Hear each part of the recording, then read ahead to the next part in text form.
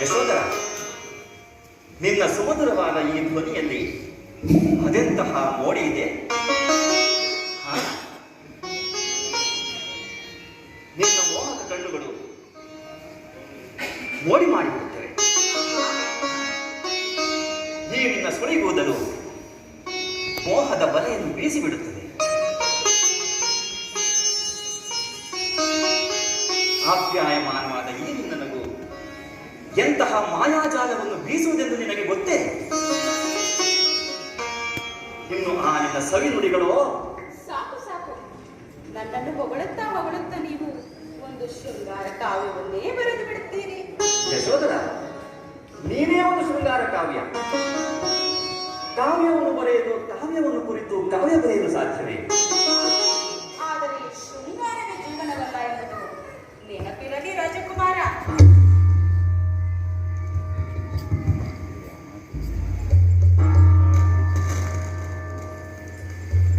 ಶೃಂಗಾರವೇ ಜೀವನವಲ್ಲ.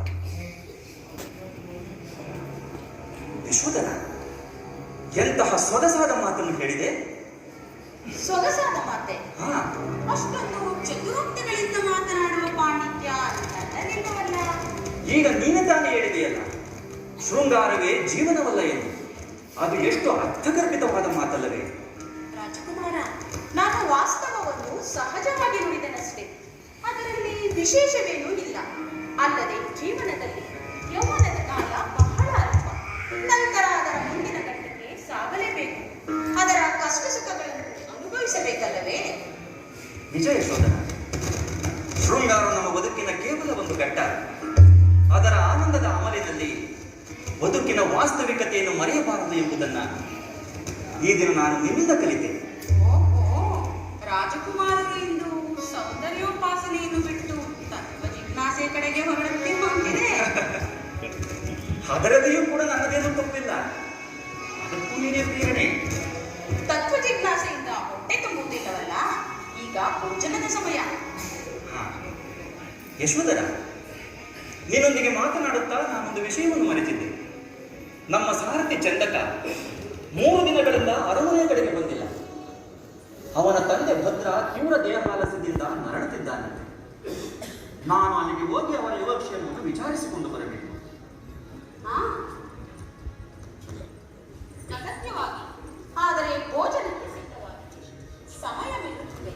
ಭೋಜನದ ನಂತರ ತೆರಳಬಹುದಲ್ಲ. ಆಗಲಿ ಯಶೋಧರ, ನಿನ್ನಿಚ್ಛೆಯಂತೆ ಆಗಲಿ.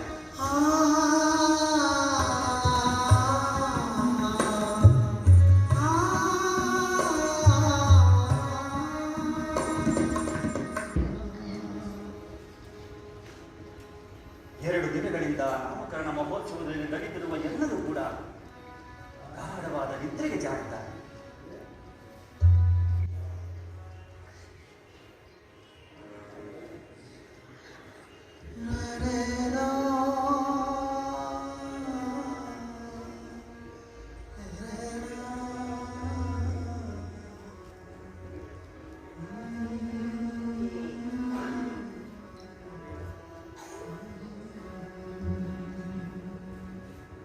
ಎಂತಹ ನೆಮ್ಮದಿಯ ನಿದ್ರೆಯನ್ನು ಮಾಡುತ್ತಿರುವೆ ಯಶೋಧರೆ. ಮಗನ ತಾಯಿಯಾದನೆಂಬ ಮಹದಾನಂದ ನಿನ್ನ ಮುಖದ ಮಂದಹಾಸದಲ್ಲಿ ಮಿನುಗುತ್ತಿದೆ. ಆದರೆ ನಾಳೆ ನಾನು ಅರಮನೆಯಲ್ಲಿ ಇಲ್ಲದಿರುವುದನ್ನು ಕಂಡು ನೀನು ಅದೆಷ್ಟು ಸಂಕಟ ಪಡುವೆಯೋ ಏನು?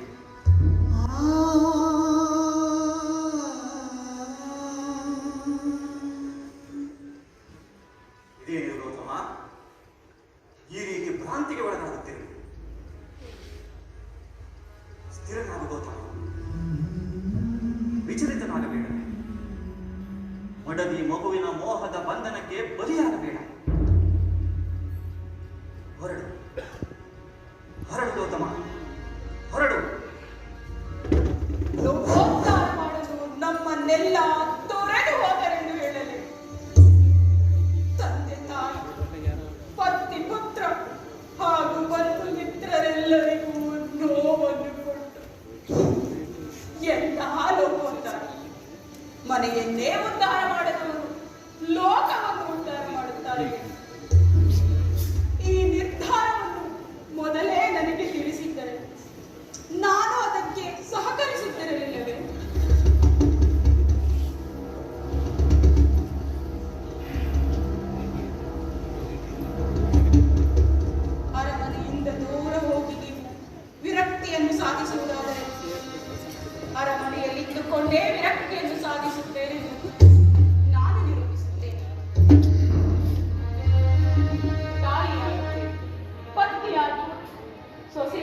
ಒಳ್ಳೆಯದು.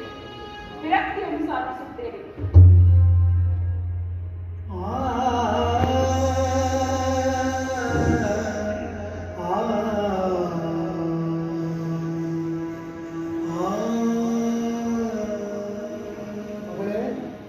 ಯಶೋಧರ,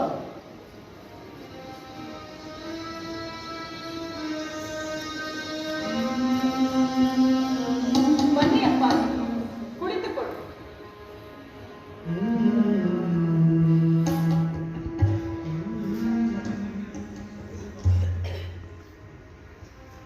ಹೇಗಿರುವ ಮಗಳೇ?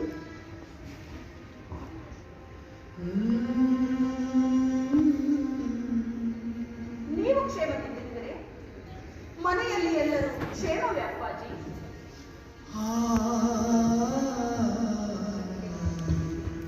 ಗೌತಮ ನಿನಗೆ ಈ ಸ್ಥಿತಿ ತೋರುತ್ತಾನೆಂದು ನಾನು ಅಂದುಕೊಂಡಿರಲಿಲ್ಲ.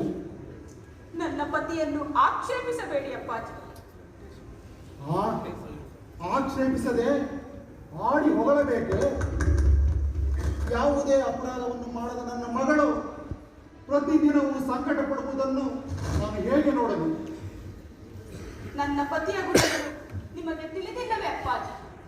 ಎಂದಿಗೂ ಯಾರಿಗೂ ನೋವನ್ನು ಬಯಸದವರನ್ನು ಈ ಒಂದು ವಿಷಯದಿಂದ ಕಠಿಣವಾಗಿ ಮಾತನಾಡುವುದು ಬೇಡ ಅಪ್ಪಾಜಿ. ಇದರಿಂದಾಗಿ ಶುಭ್ರವಾದ ಬಿಳುಪನ್ನು ಒಂದು ಮಸೀದುಂಬಿದಂತಾಗಲಿಲ್ಲ ಮಗಳೇ. ಗೌತಮನಂತಹ ಪರಾಕ್ರಮಶಾಲಿ ವೀರ ನನ್ನ ಒಳಿಯನಾದನೆಂದು ನಾನು ಹೆಮ್ಮೆ ಪಟ್ಟುಕೊಳ್ಳುತ್ತಿದ್ದೆ. ಈಗ ಯಾವುದಕ್ಕೆ ಹೆಮ್ಮೆ ಪಡಲಿ? ನನ್ನ ಮಗಳು ತಾಯಿಯಾದ 7ನೇ ದಿನಕ್ಕೆ ಪತ್ನಿ ಪುತ್ರರನ್ನು ತೊರೆದು ಎಲ್ಲಿಯೋ ಓಡಿ ಹೋದನೆಂದು ಹೆಮ್ಮೆ ಪಡಲು?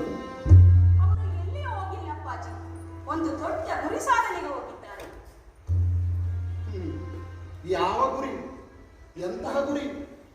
ಗೃಹಸ್ಥನಾದವನಿಗೆ ತನ್ನ ತಂದೆ, ತಾಯಿ, ಬಂಧು, ಬಳಗ, ಮಕ್ಕಳು ಮುಖ್ಯವಲ್ಲವೇ? ಎಲ್ಲವನ್ನೂ ತೊರೆದು ಯಾವುದೋ ಗುರಿ ಸಾಧಿಸಲು ಹೊರಡುವುದರಲ್ಲಿ ಯಾವ ಅರ್ಥವಿದೆ? ಲೋಕೋಪಕಾರಕ್ಕಾಗಿ ಸರ್ವಸ್ವವನ್ನೂ ತ್ಯಾಗ ಮಾಡಿದ ಮಹನೀಯರು ಹಲವರಿರುವರಲ್ಲವೇ ಅಪ್ಪಾಜಿ? ಅಂದರೆ ಗೌತಮನಿಗೆ ತನ್ನ ಪತ್ನಿ ಪುತ್ರರನ್ನು ತ್ಯಾಗ ಮಾಡಿ ಮಹಾತ್ಮನೆನಿಸಿಕೊಳ್ಳಬೇಕೆಂಬ ಚಾಪಲ್ಯವಿತ್ತೆಂದು ಹೇಳುತ್ತಿರುವೆಯಾ? ಇಲ್ಲ ಅಪ್ಪಾಜಿ, ಅಂತ ಯಾವ ಮಹತ್ವಾಕಾಂಕ್ಷೆಗಳಾಗಲಿ ವ್ಯಾಮೋಹಗಳಾಗಲಿ ಅವರಲ್ಲಿ ಇರಲಿಲ್ಲ. ಇದ್ದಿದ್ದರೆ ತಂದೆಯ ಆಸೆಯಂತೆ ಸೈನ್ಯ ಕಟ್ಟಿ ಯುದ್ಧ ಮಾಡಿ ಸ್ವತಂತ್ರ ಶಾಕ್ಯ ರಾಜ್ಯವನ್ನು ನಿರ್ಮಿಸಲು ಸಾಧ್ಯವಿತ್ತಲ್ಲವೇ ಅಪ್ಪಾಜಿ? ನಿನಗೆಷ್ಟೇ ದ್ರೋಹ ಮಾಡಿದರೂ ನೀನು ಅವನ ಪರವಾಗಿಯೇ ವಾದಿಸಿ ಮಾತನಾಡುತ್ತಿರುವಲ್ಲ ಮಗಳೇ. ಇಲ್ಲ ಅಪ್ಪಾಜಿ, ಅವರು ನನಗೆ ದ್ರೋಹ ಮಾಡಿದರೆಂದು ನಾನು ಭಾವಿಸುವುದಿಲ್ಲ. ಕೊನೆಯವರೆಗೂ ಕಿಂಚಿತ್ ಪ್ರೀತಿಯನ್ನೂ ಕಡಿಮೆ ಮಾಡಲಿಲ್ಲ. ಅಲ್ಲದೆ ಯಾವುದೋ ಅಪರಾಧವನ್ನು ಮಾಡಿ ರಾಜಧಾನಿಯಿಂದ ಓಡಿ ಹೋದವರಲ್ಲ. ಆದರೆ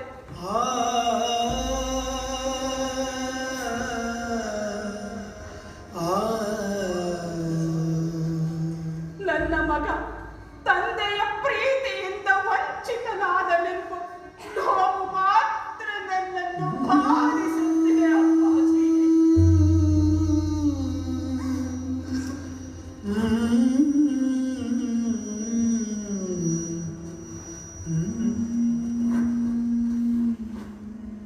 ಮಗಳೇ, ಇಲ್ಲಿಯೇ ಇದ್ದರೆ ಇದೇ ಸಂಕಟವನ್ನು ಅನುಭವಿಸುತ್ತಿರುವೆ.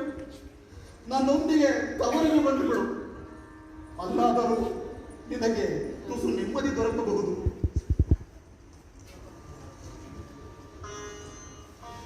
ಅಪ್ಪ, ಮನಸ್ಸು ಪ್ರಕ್ಷುಬ್ಧವಾಗಿದ್ದರೆ ಎಲ್ಲಿಯೂ ಶಾಂತಿ ದೊರಕುವುದಿಲ್ಲ. ಶಾಂತಿಯ ಮೂಲ ಮನಸ್ಸು, ಮನೆಯಲ್ಲ. ಅಲ್ಲದೆ ಮಗನ ಅಗಲಿಕೆಯ ನೋವಿನಲ್ಲಿರುವ ಅತ್ತೆ ಮಾವನವರನ್ನು ತೊರೆದು ಬರುವುದು ಕ್ರೂರವಾಗುತ್ತದೆ. ಏನೇ ಆದರೂ ನಾನು ಇಲ್ಲಿದ್ದುಕೊಂಡೇ ನನ್ನ ಕರ್ತವ್ಯವನ್ನು ನಿಭಾಯಿಸುತ್ತೇನೆ. ಆಗಲೇ ನನ್ನ ಪತಿಯ ತ್ಯಾಗಕ್ಕೊಂದು ಅರ್ಥ ಬರುತ್ತದೆ.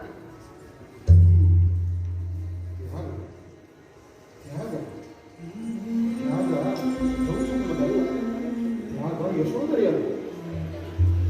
ಆಗಲಿ ಮಗಳೇ, ಈ ನಿಶ್ಚಯತೆ ಆಗಲಿ. ದಂಡಪಾಣಿಯ ಮಗಳು ಯಶೋಧರೆ ಎಂಬ ಭಾವದಲ್ಲಿ ಯಶೋಧರೆಂಬುದನ್ನು ನಾನು ಮರೆತಿದ್ದೆ.